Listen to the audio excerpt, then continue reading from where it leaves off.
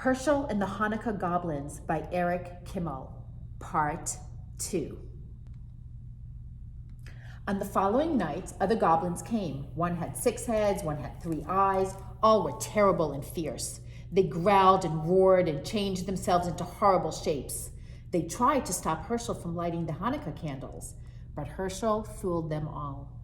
Finally, the 7th night arrived. 8 tiny candles flickered on the windowsill. Hershel sat back to enjoy their light. Where were the goblins? Had they finally given up? Hershel felt very sleepy, his eyes closed. Suddenly, he sat up. He heard a horrible sound, a voice that sounded like a crackling of bones. "Happy Hanukkah, Hershel of Ostropol."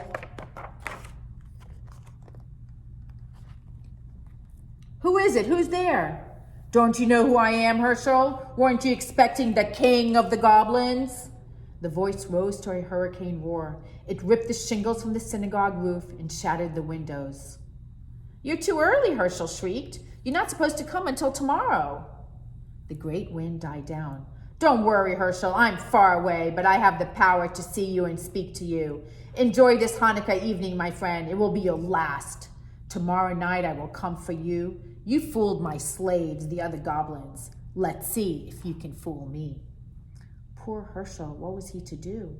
The king of the goblins was on his way, and no power on earth could stop him. Unless Hershel had an idea. It was a big chance, but he had to take it. It was the only way to save himself and save Hanukkah. It was the last night of Hanukkah. Hershel set the candles in the menorah, but instead of placing it on the windowsill, he put the menorah in the box of matches on a small table near the door. Then he sat down to wait. Night fell. It grew dark as pitch inside the gloomy old synagogue. Outside, the whole world lay cold and silent. Suddenly, a great gust ripped the synagogue door from the hinges. The whole building shook. A fearsome voice spoke. "Hershel of Ostropol." Did I hear something? "It is I, the king of the goblins." Hershel laughed. "Don't be silly. You're one of the boys from the village. You're trying to scare me. I am not a boy. I am the king of the goblins." "I'll believe it when I see it. Show yourself to me."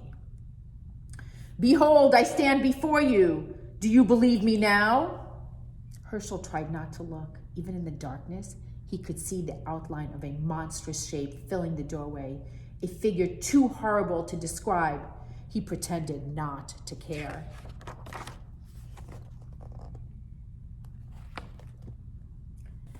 "It's too dark. I can't see anything. A candlestick and some matches are by the doorway. Why don't you light a few candles? Then I'll see what you really are."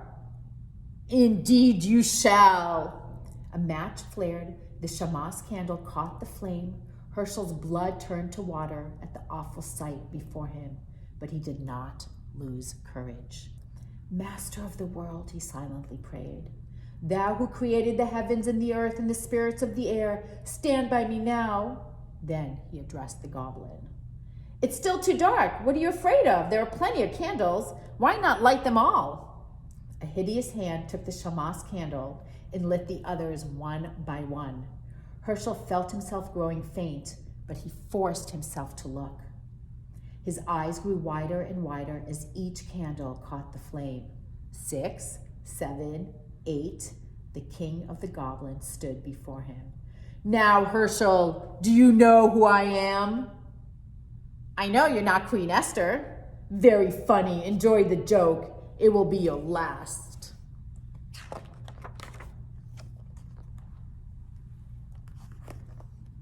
"That's what you think. Be gone, or I'll take a stick to you."